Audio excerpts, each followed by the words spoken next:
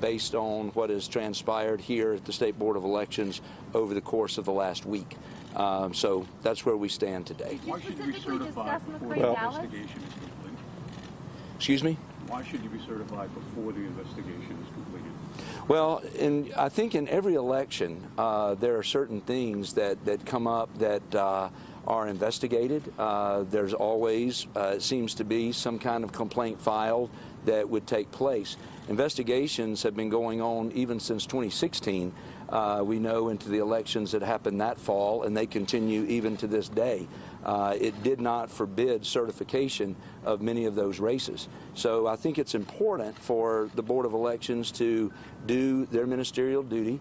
Unfortunately, we don't have a State Board of Elections at the present time due to the 3-judge panel ruling last Thursday night.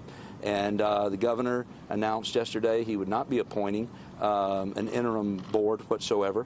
And so we kind of find ourselves with in no man's land, if you will, and we have asked the court to step in and with a writ of mandamus, I believe it's called, to ask that certification take place of this race. I mean, in our opinion at this time, instead of standing here, he should be in D.C. at this very time getting sworn in. That is true. It's during this hour that I believe it's at 1 o'clock exactly that my 434 colleagues in the U.S. House of Representatives will raise their hand and take the oath of office and will be seated. It's my understanding, I think I'm correct, that I'm the one seat remaining of the 435 to be seated. And so, again, we committed early on that we certainly want to help in any way we can with any investigation to get to the bottom of it. But we believe that, again, that I should be certified. We don't believe that the number of ballots in question would change the outcome of this election. And we believe, again, that that is the standard, ultimately, that the Board of Elections looks to. No man's land is only until January 31st when there could be... Well, that's not necessarily true. I mean, right now, if you look at the new legislation that was drawn up, it talks about January 31st, but then it talks about the no board shall sort of begin until May 1st. So while we don't know how long that's going to be, look how much litigation and legislation has occurred over the last statute. To say that we know that something can proceed on a certain date would be very presumptuous on our part. What if there's an effort in D.C. to vacate your seat? What's your message to Democratic leaders who, being sworn in today, now take control of several committees, Speaker Pelosi, who've said, we will not seat you?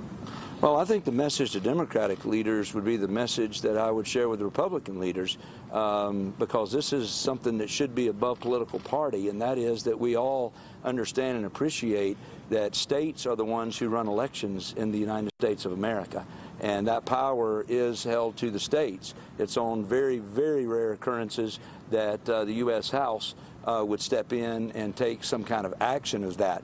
In fact, I read from the chairman, new incoming chairman of the House Administration Committee, who is a Democrat, that said I would not be seated today because I'm not certified. So again, our goal is to get certified by the state of North Carolina, and we're in the process of doing that. And without a State Board of Elections, we are doing that through the courts in the filing that went today. And so if we're successful in that, then we will be certified. If you do get certified, what do you have to say to voters in the 9th Congressional District who would doubt the legitimacy of that outcome? Well, we think there should be no reason to doubt the legitimacy of the outcome because, again, there's an investigation that's been going on now for weeks into what may or may not have occurred in the 9th Congressional District. Again, today I had the opportunity, I was treated with great respect and sat down with leaders here on the State Board staff, and we talked, and I shared with them what I knew. I shared with them information that I could share, and it was a great meeting. And so I think, again, I have said all along that I trusted the process, and the process certainly has been followed, and they're continuing to follow it, and we're going to continue to cooperate in every way that we can. Do you think McCrae Dowless did anything wrong?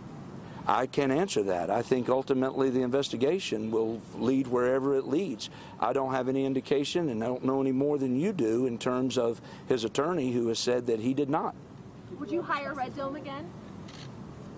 again, I certainly have not seen any reason at this point, because this is an ongoing investigation, that I would not hire Red Dome again. Did you provide more That is Mark documentation? Harris, who we're hearing from right now. He is the one person who was elected, even though that's contentious at this point, to this new House of Congress that is not going to be seated today, as election fraud allegations are still underway at this point. That investigation, that is what he was doing there today, talking to investigators. That's right. Harris says he wants to help with the investigation. He believes he should be certified, and the number of ballots that are in question will not change the outcome of the election, he said. And it is McCrae Dallas who is being investigated as well. That is the person who allegedly may have had some say in the way some of these absentee ballots were actually handled. We'll have to wait for that to be adjudicated, of course. And the Democrats in Congress saying this week they will not seat Harris as long as this is still unresolved. We'll be right back. We've got a report on the scene. We'll bring you more in a bit.